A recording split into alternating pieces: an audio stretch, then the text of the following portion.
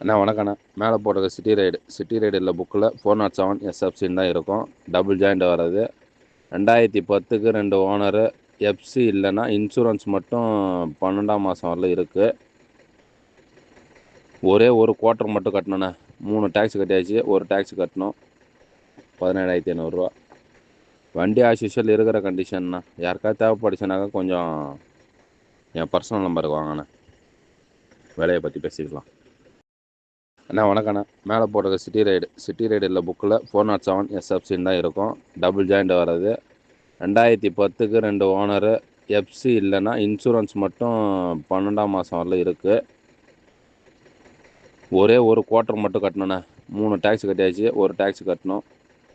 17,500 வண்டி as usual இருக்கிற கண்டிஷன்ண்ணா. யாருக்காவது தேவைப்படுச்சுனாக்கா கொஞ்சம் என் பர்சனல் நம்பருக்கு வாங்கண்ணே. விலையை பற்றி பேசிக்கலாம்.